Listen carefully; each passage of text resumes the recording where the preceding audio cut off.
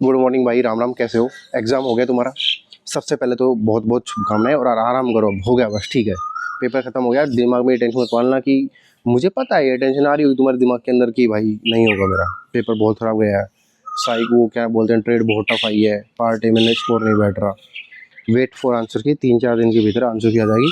तब तक अपना काम एंजॉय करो। और जिनको लगता है कि मेरा हो जाएगा, जिनको पहले से लगता है, वैसे मैक्सिमम लोगों को कुछ भी नहीं पता होता है एग्जाम देने के बाद, ठीक है। बहुत कम लोगों को पता होता है कि मेरा निकल जाएगा, लेकिन मैक्सिमम लोगों को पता नहीं होता। जब जिनको नहीं पता है, मैं भी उसी कैटेगरी में, ज़्यादातर लोग ऐसे ही कैटेगरी में होते हैं तो आंसर की नहीं आती ना भाई, तब तक पार्ट बी का तो कन्फर्म ही नहीं होता है।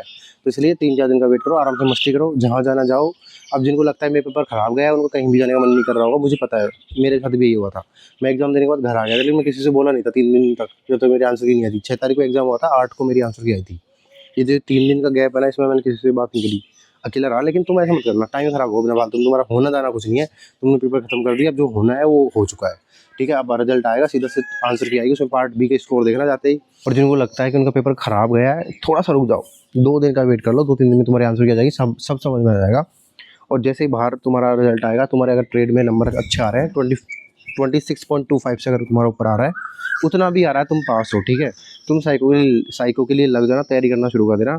ये मत सोचना कि कोई सही क्वेश्चन डिलीट हो गया तो क्या होगा, वो सारी काम बाद के हैं, वो नसीब की बात होती है सारी, ठीक है, किस्मत की बात है। तुम इस झमेले में मत पड़ना, तुम अपना तैयारी करना शुरू कर देना, ठीक है।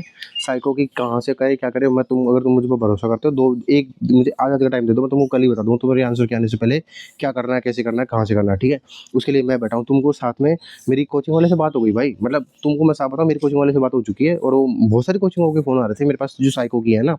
लेकिन तुम्हारे लिए बेस्ट कोचिंग जो रहेगी उसी को बताऊँगा मैं, तब बिना फालतू में। ऐसा नहीं है कि भाई किसी और ऐसे ऐसे करके नाम ले दूँ भाई, क्योंकि ज़िंदगी का सवाल है। सारे काम तुम सारी तैयारी करके आ चुके हो, अब केवल तुम्हारे पास ये टाइम बचा है जिसको तुम अपनी पूरी लाइफ बना सकते हो, बिगाड़ सकते हो। तो मैं तो ऐसा कोई काम नहीं करूँगा जिससे मैं भाई चंद पैसों के लिए, भाई प्रमोशन आ गया मेरे को और वो पैसा ज़्यादा दे रहा है, ये ज़्यादा पैसा भी कोई नहीं देता, 100-500 हज़ार रुपये से ऊपर कोई नहीं देता। उसके चक्कर में मैं आऊँ और किसी भी कोचिंग का आके नाम ले दूँ, पता लगे बंटाधार हो जाए। वैसे साइको इतनी बड़ी चीज़ नहीं है, लेकिन फिर भी मैं तुम्हारे साथ ऐसा कुछ भी नहीं करूँगा, ठीक है।